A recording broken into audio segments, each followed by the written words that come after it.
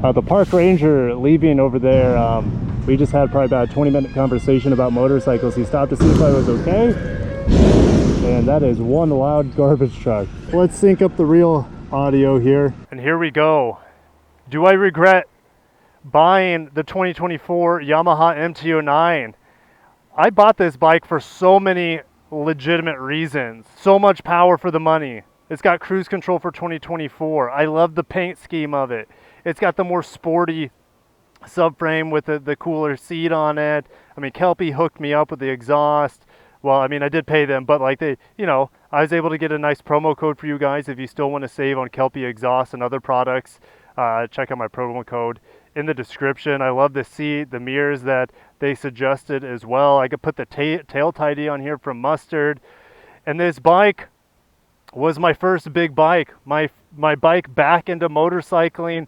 Other than the Grom. The Grom is a toy, and I'll probably keep that for a very, very long time. But I'm having some serious doubts with this big purchase of my first big bike.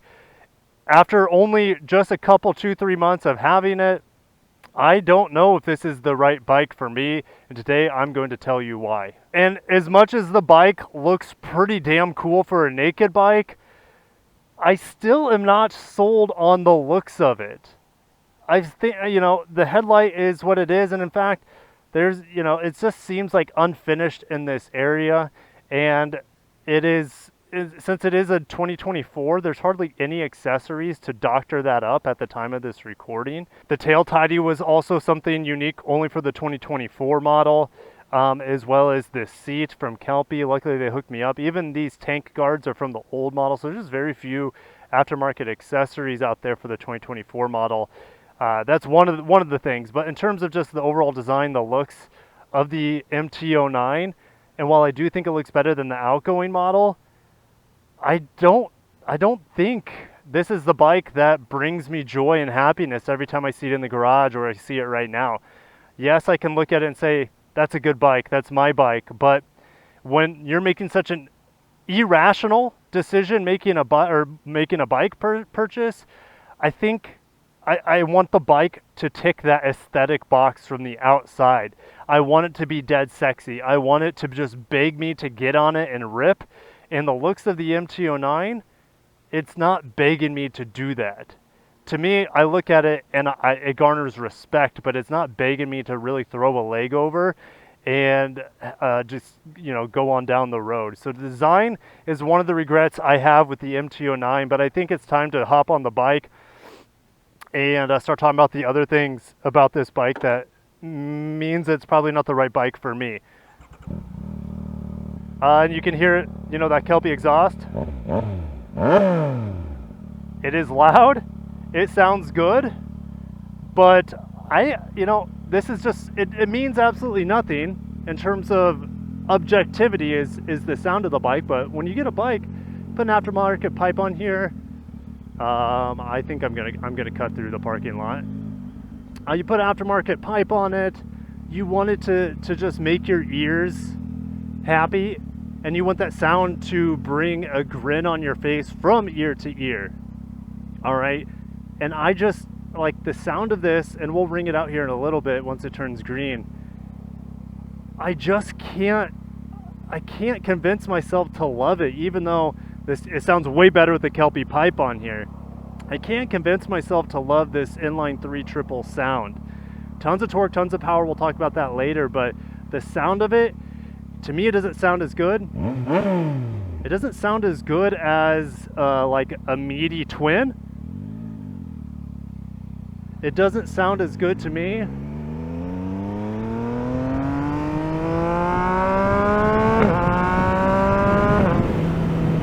It doesn't sound as good to me as a screaming 4-cylinder either.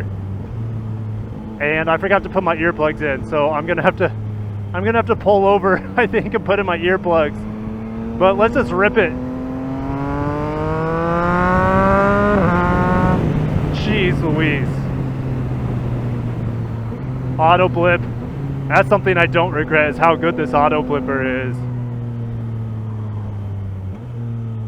So we're gonna pull over here, put the earplugs in. I forgot to put them back in after talking to Park Ranger Bill. I didn't know this guy was coming.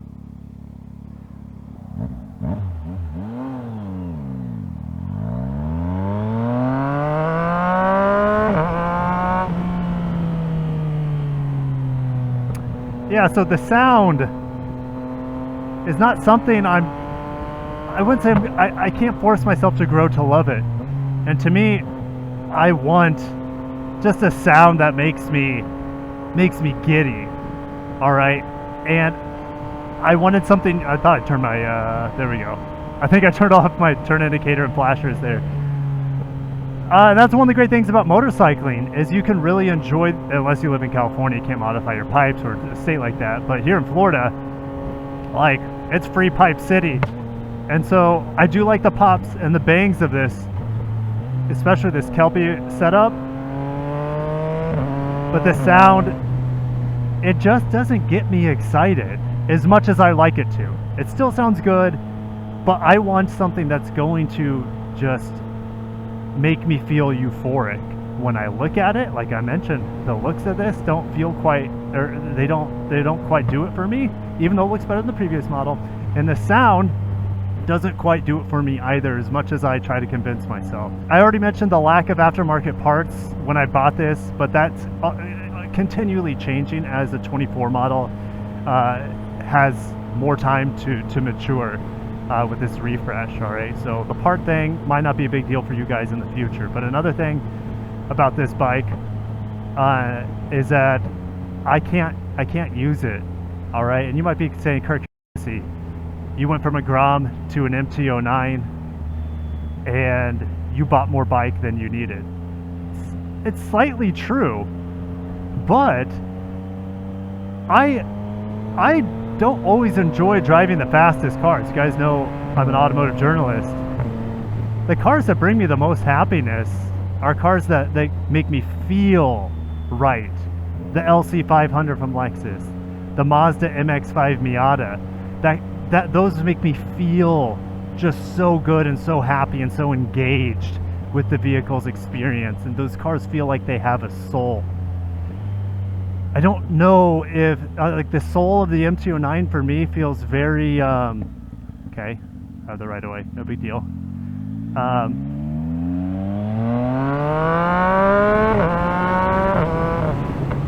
The soul of this bike just is like a psychotic Terminator, and some people might love that, and I think I agree. It's a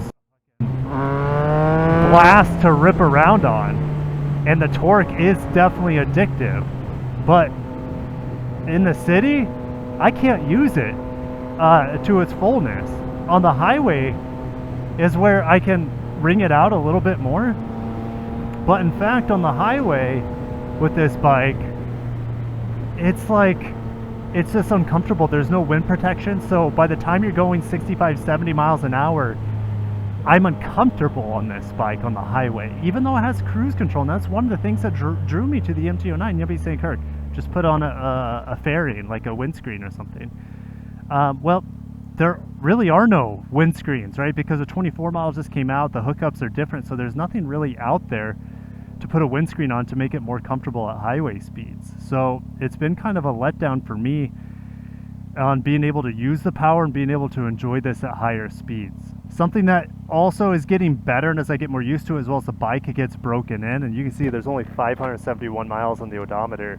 The clutch on here, you really have to give this thing a lot of gas and ease the clutch. It is not smooth. And you guys know I drive a lot of manual transmission cars. I've ridden plenty of manual transmission bikes, and this is one of the most difficult experiences I've had with any sort of manual transmission from 4 to 2 wheels. It's just, you know, I kill it. I wouldn't say I kill it every time I take the bike out, but it's still not something that I enjoy to take off from a stop, because it requires a lot of work, a lot of finesse.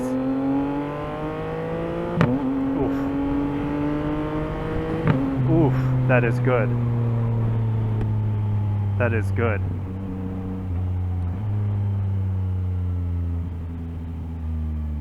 And so when I look at this bike in my garage, I get excited that I have such a powerful motorcycle that is so capable, but the looks don't do it for me as much as I thought they would. Being able to not able to tap into this bike's potential just makes me feel like I'm wasting this bike because I only ride it on the streets. And then when you want to crack triple digits on it, you're punished because of the lack of wind protection on here.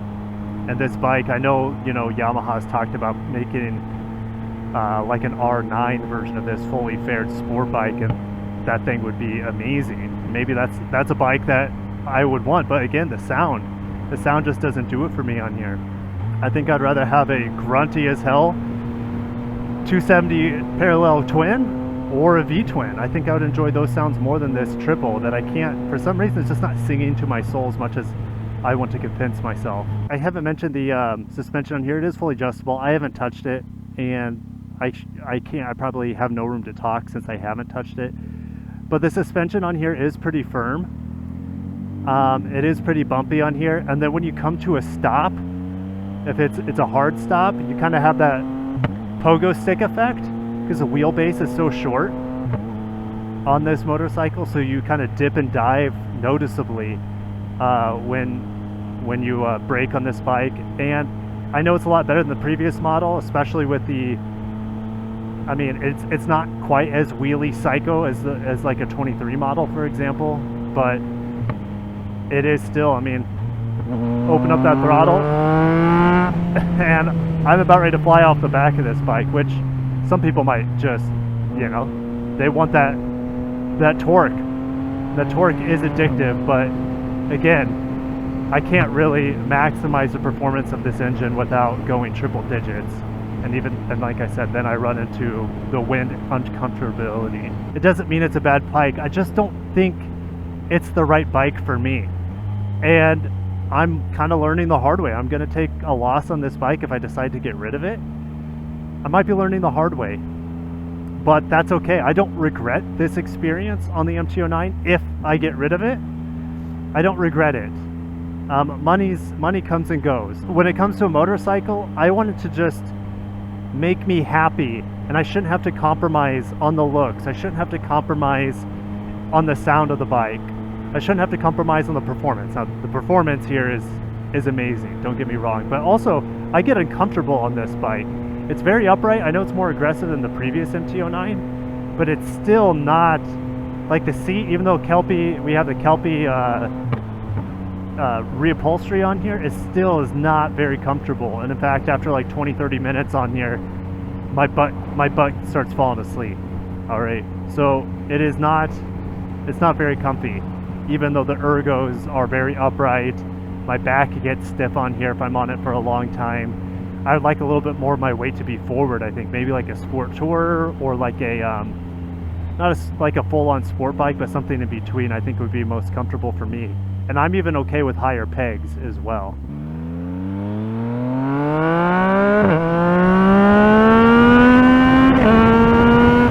Jeez Louise. I don't need to go that fast. I absolutely do not need to go that fast. It's an absolute temptation machine. God bless. And I'm not scared of this bike, but I am scared at the idea of like being tempted too much and going too fast too soon, getting myself into trouble, and potentially having a run-in with the popo. The last thing I want to do on the MT09 is have too much fun on it, go too fast in a too short amount of time. This thing will hit triple digits in a 45 without blinking if you're not careful. You just crack the throttle. Even 50% throttle, this thing is just gone. So there's a cop right there, and I don't want to get wrapped up in that. No, thank you. So do you think I'm crazy and that I might get rid of the MT09? I've only put 575 miles on it. Hopefully you guys understand that you got to be happy with your bike. You got to be happy with how it looks, how it feels, all the above. And good enough for the MT09. There's the Toyota Crown. You don't see too many of those. Being happy with just saying, oh, it's good enough. after you spend a good amount of money on it, after being your first big bike, it being good enough I don't think is good enough. I want something that's just going to tickle my fancy every single time I look at it, sit on it, ride it. And there's, you know, that clutch. And I never flashed this bike, and maybe I like it more after the flash. Actually, I know I would, because second gear is completely neutered below like 6,000 or 7,000 RPM. There's like a complete dead zone for emissions or whatnot, or sound. Here, the sound regulations here in the United States. So it's just it'd only get better with the flash. I'd get more power out of it, but that's the thing. I'm not asking for more power. I just want more predictable throttle. In second gear, you're just completely neutered below 7,000 RPM or so. So discovering the right bike for me might be something I'm moving on to next. Am I going to trade the MT09 in for something? Actually, I'm on my way to the dealership right now to see what my options are. And it's hard to know what kind of bike I'm going to get, but I'm going to trust my soul with this one. I'm going to trust how my gut's feeling. Last time when I bought this bike, just a few months ago, and I had a deposit on it for like 6 months, when I bought this bike, it ticked all the boxes. It had cruise control, it had the power, it had the looks well enough. I was drawn in by the idea of a triple, and that's a little bit different. It's odd out there. There are hardly any triples on the road. I was brought into that idea, the idea of the torque. I was brought into the idea of all this technology and safety features and riding modes the MT09 has. At the end of the day, I'm just excited to ride, not necessarily to ride the MT09. And I want to look forward to, I want my soul to be longing for me to open that garage door, or me to come out the shop or wherever I am to look at my bike and say, hell yeah, let's go for a ride.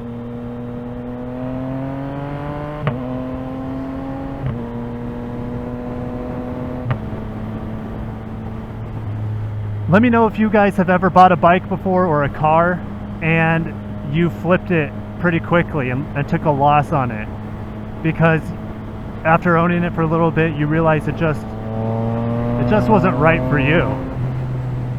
Let me know if that's happened to you, that you quickly turned around and got something else that made you happier.